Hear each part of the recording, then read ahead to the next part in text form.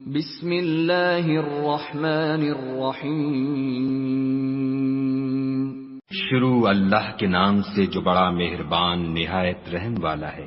صاد، قسم ہے قرآن کی جو نصیحت سے پر ہے کہ تم حق پر ہو، مگر جو لوگ کافر ہیں وہ غرور اور مخالفت میں پڑے ہیں۔ ہم نے ان سے پہلے بہت سی امتوں کو ہلاک کر دیا تو وہ عذاب کے وقت لگے فریاد کرنے، اور وہ چھٹکارے کا وقت نہیں تھا۔ اور انہوں نے تعجب کیا کہ ان کے پاس انہی میں سے ایک خبردار کرنے والا آیا، اور کافر کہنے لگے کہ یہ تو جادوگر ہے جھوٹا، کیا اس نے اتنے معبودوں کی جگہ ایک ہی معبود قرار دے دیا؟ یہ تو بڑی عجیب بات ہے۔ اور ان میں جو معزز تھے وہ چل کھڑے ہوئے اور بولے کہ چلو اور اپنے معبودوں کی پوجا پر قائم رہو، بے شک یہ ایسی بات ہے جس میں کوئی خاص غرض ہے۔ یہ بات کسی دوسرے مذہب میں ہم نے کبھی سنی ہی نہیں، یہ تو بالکل گھڑی ہوئی بات ہے۔ کیا ہم سب میں سے اسی پر نصیحت کی کتاب اتری ہے؟ اصل بات یہ ہے کہ یہ لوگ میری نصیحت کی طرف سے شک میں ہیں، بلکہ انہوں نے ابھی میرے عذاب کا مزہ نہیں چکھا۔ کیا ان کے پاس تمہارے پروردگار کی رحمت کے خزانے ہیں جو غالب ہے، سب کچھ عطا کرنے والا ہے؟ یا آسمانوں اور زمین اور جو کچھ ان میں ہے ان سب پر انہی کی حکومت ہے؟ تو چاہیے کہ رسیاں تان کر آسمانوں پر چڑھ جائیں۔ یہاں شکست کھائے ہوئے گروہوں میں سے یہ بھی ایک لشکر ہے۔ ان سے پہلے نوح کی قوم اور عاد اور میخوں والا فرعون بھی جھٹلا چکے ہیں، اور سمود اور لوط کی قوم اور بن کے رہنے والے بھی، یہی وہ شکست خوردہ گروہ ہیں۔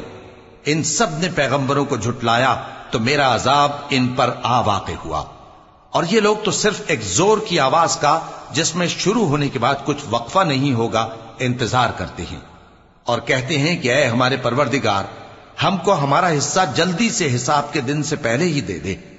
اے پیغمبر صلی اللہ علیہ وآلہ وسلم، یہ جو کچھ کہتے ہیں اس پر صبر کرو، اور ہمارے بندے داؤد کو یاد کرو جو صاحب قوت تھے، بے شک وہ رجوع کرنے والے تھے۔ ہم نے پہاڑوں کو ان کے زیر فرمان کر دیا تھا کہ صبح و شام ان کے ساتھ تسبیح کرتے تھے، اور پرندوں کو بھی کہ وہ جمع رہتے تھے، ہر ایک ان کے آگے رجوع رہتا تھا۔ اور ہم نے ان کی بادشاہی کو مستحکم کیا اور ان کو حکمت اور فیصلہ کن خطابت عطا فرمائی۔ اور اے نبی صلی اللہ علیہ وآلہ وسلم، کیا تمہارے پاس ان جھگڑنے والوں کی بھی خبر آئی ہے جب وہ دیوار پھاند کر اندر داخل ہوئے؟ جس وقت وہ داؤد کے پاس آئے تو وہ ان سے گھبرا گئے۔ انہوں نے کہا کہ خوف نہ کیجیے، ہم دونوں کا ایک مقدمہ ہے کہ ہم میں سے ایک نے دوسرے پر زیادتی کی ہے، تو آپ ہم میں انصاف سے فیصلہ کر دیجئے اور بے انصافی نہ کیجیے گا، اور ہم کو سیدھا راستہ دکھا دیجئے۔ بات یہ ہے کہ یہ میرا بھائی ہے، اس کے ہاں 99 دمبیاں ہیں اور میرے پاس ایک دمبی ہے۔ یہ کہتا ہے کہ یہ بھی میرے حوالے کر دے، اور گفتگو میں مجھ پر حاوی ہو رہا ہے۔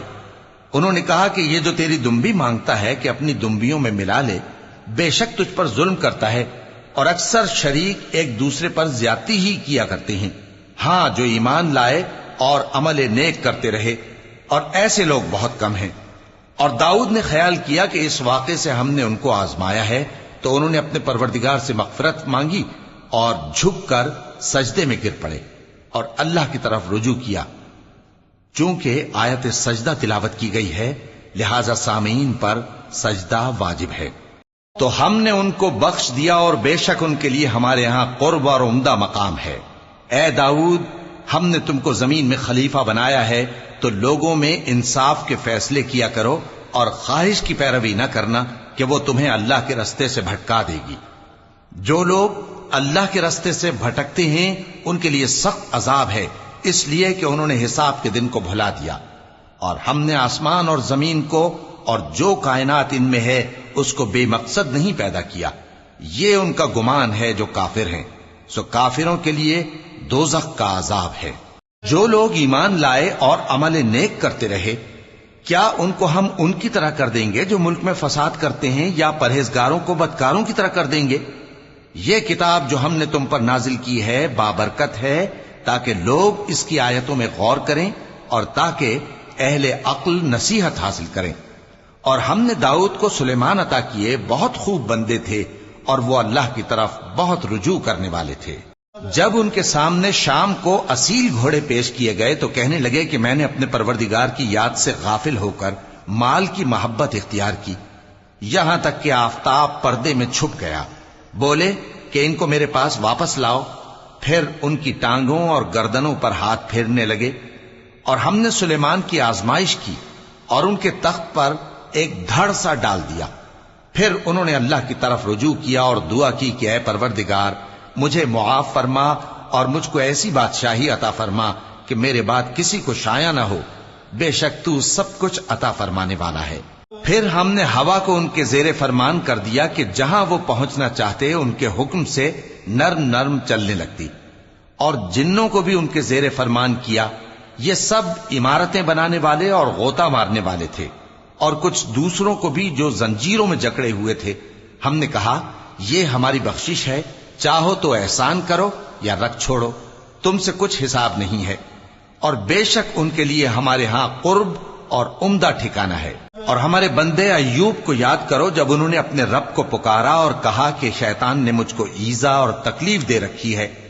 ہم نے کہا کہ زمین پر لات مارو، دیکھو یہ چشمہ نکل آیا، نہانے کو ٹھنڈا پانی اور پینے کو بھی، اور ہم نے ان کو اہل و عیال اور ان کے ساتھ اتنے ہی اور بخشے۔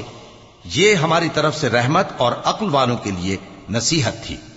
اور ہم نے کہا اپنے ہاتھ میں تنکوں کا ایک مٹھا لو، پھر اس سے مار لو اور قسم نہ توڑو، بے شک ہم نے ان کو ثابت قدم پایا، بہت خوب بندے تھے، بے شک وہ بہت رجوع کرنے والے تھے۔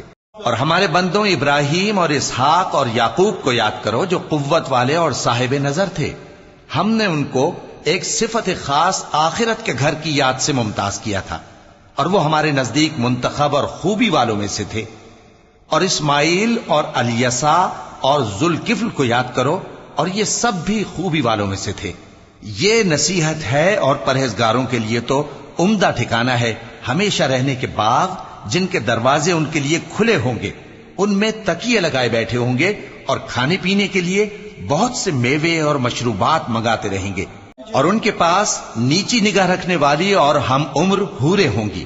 یہ وہ چیزیں ہیں جن کا حساب کے دن کے لیے تم سے وعدہ کیا جاتا تھا، یہ ہمارا رزق ہے جو کبھی ختم نہیں ہوگا۔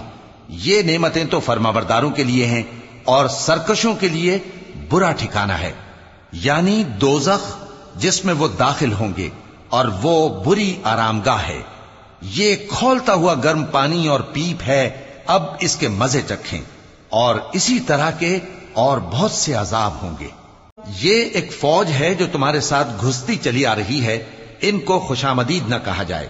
یہ دوزخ میں جانے والے ہیں، کہیں گے بلکہ تمہیں کو خوشامدید نہ کہا جائے، تمہیں تو یہ بلا ہمارے سامنے لائے ہو، سو یہ برا ٹھکانہ ہے۔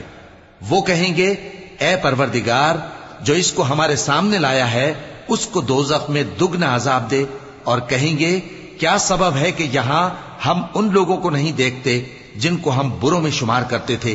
کیا ہم نے ان سے ٹھٹھا کیا ہے یا ہماری آنکھیں ان کی طرف سے پھر گئی ہیں؟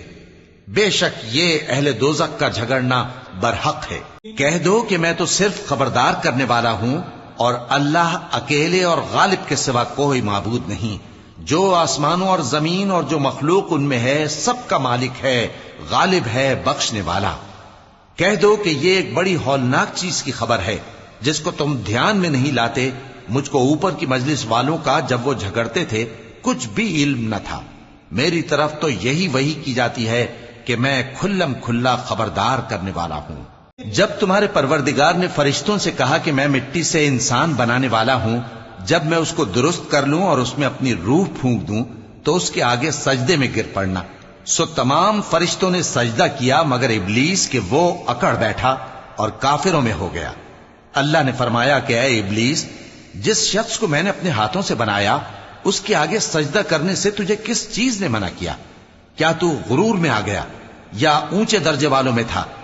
بولا کہ میں اس سے بہتر ہوں کہ تو نے مجھ کو آگ سے پیدا کیا اور اسے مٹی سے بنایا۔ فرمایا بس یہاں سے نکل جا، تو مردود ہے اور تجھ پر قیامت کے دن تک میری لعنت پڑتی رہے گی۔ کہنے لگا کہ میرے پروردگار، اچھا تو مجھے اس روز تک کہ لوگ اٹھائے جائیں مہلت دے۔ فرمایا کہ تجھ کو مہلت دی جاتی ہے اس روز تک جس کا وقت مقرر ہے۔ کہنے لگا کہ مجھے تیری عزت کی قسم، میں ان سب کو بہکاتا رہوں گا سوائے ان کے جو تیرے چنے ہوئے بندے ہیں۔